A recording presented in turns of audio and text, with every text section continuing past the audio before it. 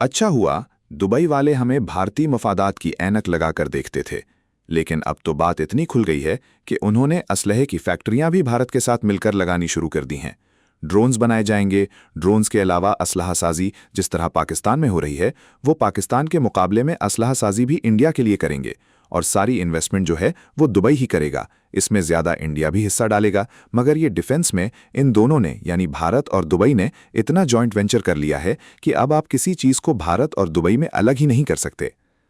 हमारा सऊदी अरब के साथ जो मुआहदा हुआ है, इसमें हमारी पहली तरजीह तो मक्का और मदीना के हरम की रखवाली है, और इसके लिए अगर सऊदी अरब हमें ना कहे तो भी हम बतौर मुसलमान ऐसा करने पर यकीन रखते हैं। लेकिन पाकिस्तान हुकूमत को मुल्क की सहाफ़ती कोर, अगरचे वो कोर कोई ज़्यादा मुअस्सिर नहीं है, उन्हें वो सारा कुछ फराहम करना चाहिए जो दुबई ने इंडिया के साथ मुआहदों, एमओयूज़ और दूसरे मामलात में किया है, ताकि पाकिस्तानी कौम आगाह रहे कि बुनियादी तौर पर जिस तरह पाकिस्तान ने सऊदी अरब के साथ मुआहदा किया है, उसी तरह दुबई वाले डेजर्ट सहरा में फ़ौजी मशक़ें इंडिया के साथ कर रहे हैं। उनकी बर्री, बहरी, फ़ज़ाई अफ़वाज भी सब कुछ भारत के साथ कर रही हैं।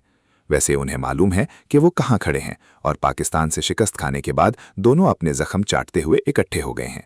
अगरचे दिफा में इनका इश्तिराक 2013, 2017 और उसके बाद तो मुसलसल एमओयूज और मुसलसल दिफा में जॉइंट वेंचर्स पर शुरू हुआ, लेकिन अब ये बहुत आगे जा चुके हैं।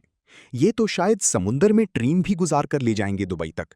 मुझे नहीं मालूम कि सऊदी अरब और पाकिस्तान ऐसा कैसे करेंगे, लेकिन अब तो पूरी दुनिया तस्लीम कर चुकी है कि पाकिस्तान की फजीलत है कि उसने इंडिया की फजाइया को फजा में पर भी नहीं मारने दिया, यानी उनके जहाज ग्राउंड ही ग्राउंड होते गए। वो हमारा मुकाबला नहीं कर सके, और इसका इजहार अपने हर दूसरे खिताब में अमरीकी सदर ट्रंप करते हैं। भारत में दुबई की 200 अरब से ज्यादा की सरमायाकारी ये जाहिर करती है कि उन्होंने तो अमलन बहुत कुछ इकट्ठा कर लिया है।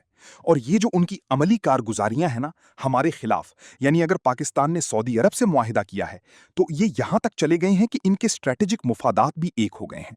और चूंकि इंडिया अब बमुकाबला पाकिस्तान है, इनके स्ट्रेटेजिक डिफेंस में भी बहुत से मुआहिदे हो गए हैं। पाकिस्तान से खुदा जाने क्या मुआहिदा हुआ है या कितना मुआहिदा हुआ है, लेकिन भारत ने दुबई के साथ मिलकर डिफेंस प्रोडक्शन के शोबे में भी काम शुरू कर दिया है, और इलाके की पूरी सिक्योरिटी का उन्होंने मुआहिदा किया है।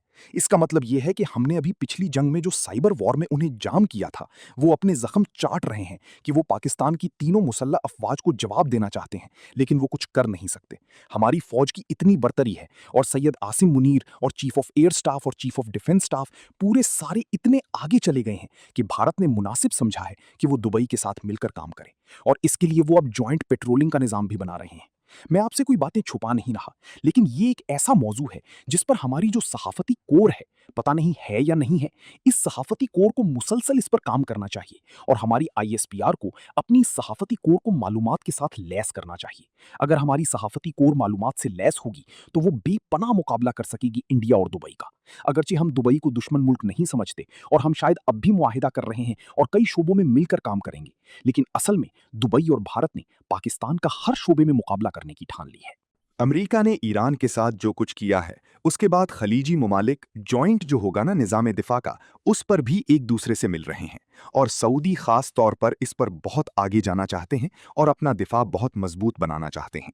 इसीलिए उन्होंने पाकिस्तान का इंतखाब किया, और पाकिस्तान के वजीर आज़म मियाँ मोहम्मद शहबाज शरीफ, चीफ ऑफ डिफेंस जनाब सैयद आसिम मुनीर और वजीर खारिजा और डेप्यूटी प्राइम मिनिस्टर पाकिस्तान इसको पाकिस्तान की सरपरस्ती में एक मजबूत फोर्स बनाना चाहते हैं। ये दरअसल खलीजी ममालिक का दिफा में ताउन पाकिस्तान के जरिए ही होगा।